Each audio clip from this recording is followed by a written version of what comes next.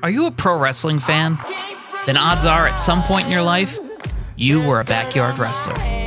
In this new series, I'm going to take you through how we came from this to this. It's a long story, covering nearly 2 decades. But if you're a nostalgic person missing the backyard days of yesteryear and a simpler time of the 90s and early 2000s, this is the story for you. This is Backyard Wrestling Cinema.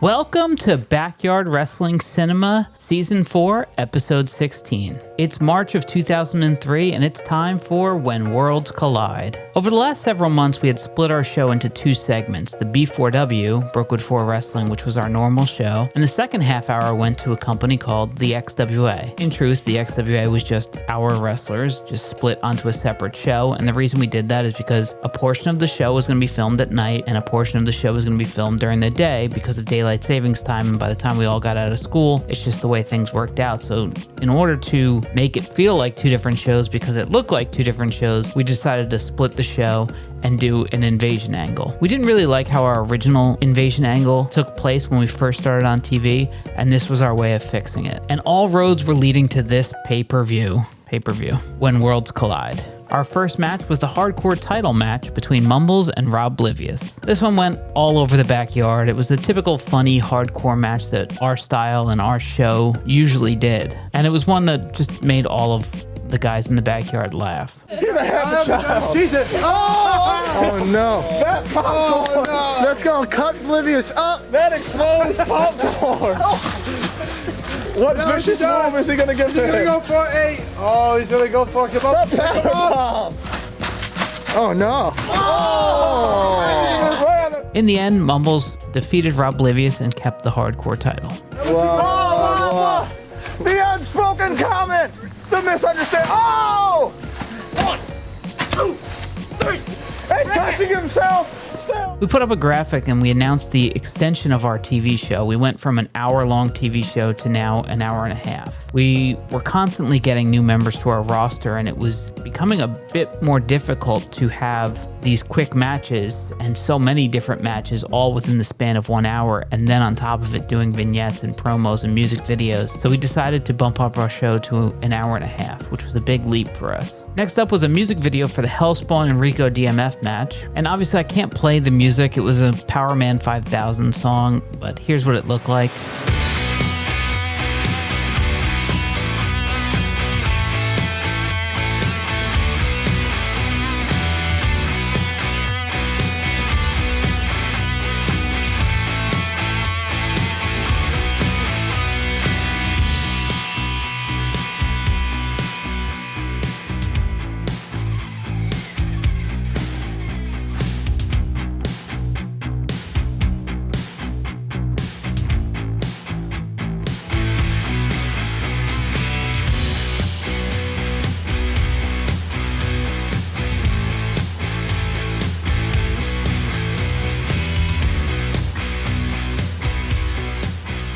And the backstory for this match was Rico DMF had his promotion, the BWL, in the early 2000s, and Hellspawn debuted for that promotion and was apparently a monster. The truth was he just didn't know what he was doing, and he wouldn't fall or sell any moves, so literally people were just hitting him left and right, and he wouldn't go down and he wouldn't budge. But for our purposes, the storyline was that he attacked Rico in the BWL and knocked him out of action for 6 months to a year. Go trying to get it. Oh, wait, sneaks in the back door.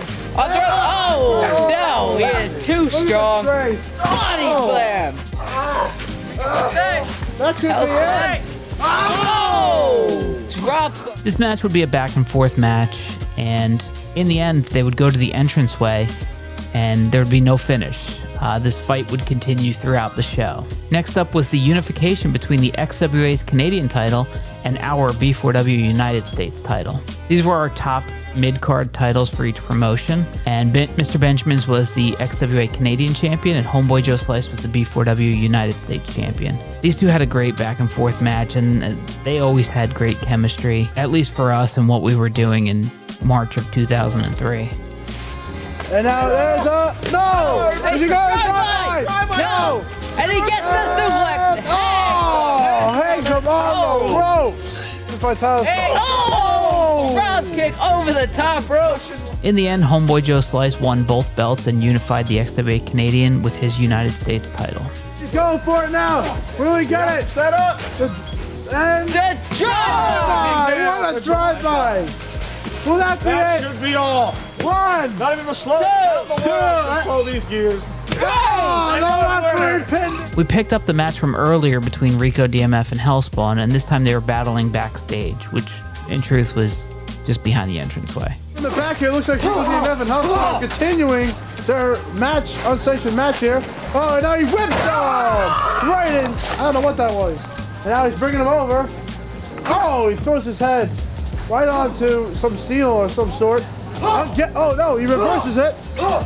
Next up was the unification match between the B4W World title and the XWA World title.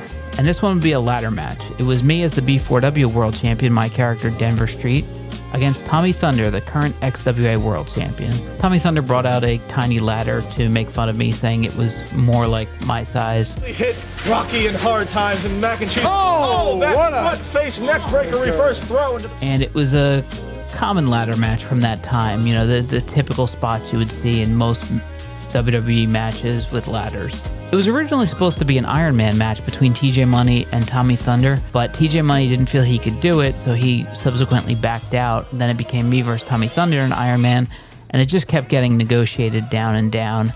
And one of the catalysts for us increasing the show from an hour to an hour and a half was the idea that ultimately we'd work towards that Iron Man goal. Because if you have an hour-long match, it can't actually air on an hour-long show because you have your entrances and everything else that goes into it. It would have to be split up amongst shows. So this was something we were going to continually work towards. Now, in this match, we did, like I said, we did all the typical ladder spots, but we also added thumbtacks, which didn't really work. We were on a bunch of crash pads that had been garbage picked from Six Flags Great Adventures Rock Wall. So these pads were made for falling, and there was just so much cushion that, you know, when we landed on the thumbtacks, you felt them a little bit, but they really didn't pierce your skin. Oh, now he locks in. Oh! Oh, he went for. Oh, and then hip hop. a kick to the back. Oh, another Kick to shot. the back. Oh, he catches blocks it. No. Oh, he got it. In the end, I defeated Tommy Thunder and unified the XWA World title with the B4W World title. Hellspawn and Rico DMF were backstage once again fighting, and this time they were in front of the house, and it ended up with Rico trying to escape in his car, which is hysterical when you watch him try to get out. When he tries to leave, he backs up and then goes to pull forward, but realizes the other car in front of him is too close. So he has to back up again and then peel out. It's clear that this rivalry between Hellspawn and Rico DMF is far from over. In a vignette, TJ Money would attack the XWA owner, Christian Greed.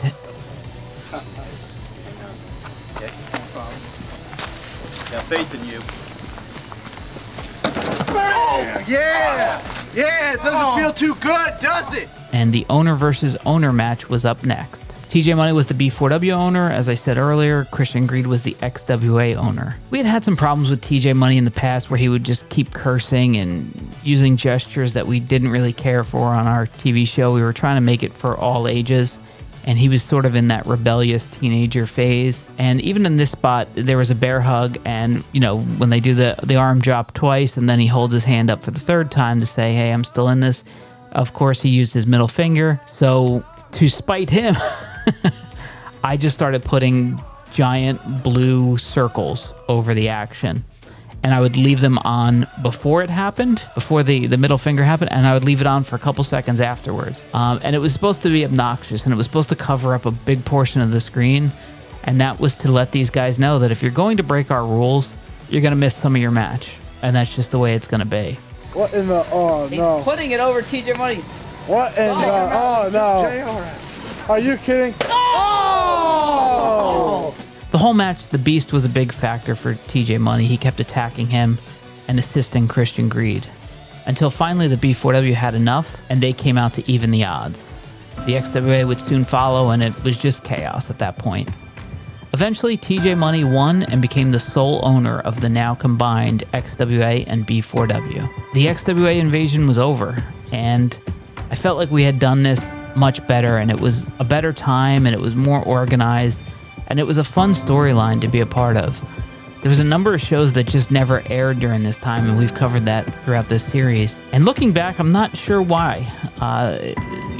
Outside of us missing vignettes and stuff like that, all of that stuff could have been done at a later date, and all those shows could have been salvaged and saved. But nonetheless, the XWA storyline holds a special place in my heart, and it was a lot of fun to do and participate in. But the era of the XWA was over, and we were now in March of 2003, and we were getting ready to head into our final summer and some of the most fun I ever had in professional wrestling. And we would continue to head towards our same 3 original goals: to get on TV, which we had already done, to get a real ring, which we had not done, and to do a live show in front of a crowd, which we also had not done.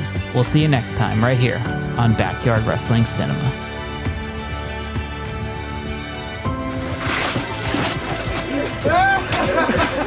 Oh, the discus! He was #1 at track and field in the deaf school of children. Oh.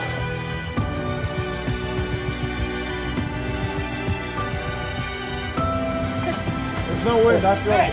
Uh-oh. This does not look good for Benjamin. He's waiting all the time though. Oh! Frog splash! He's going all the way across the ring. Oh, there was a little bit of a slow count.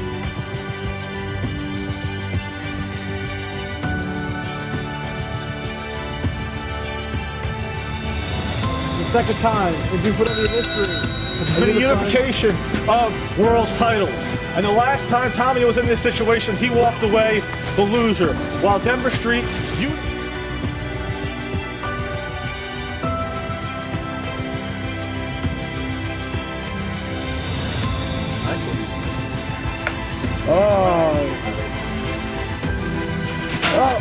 The match has officially begun. No disqualification for the ownership.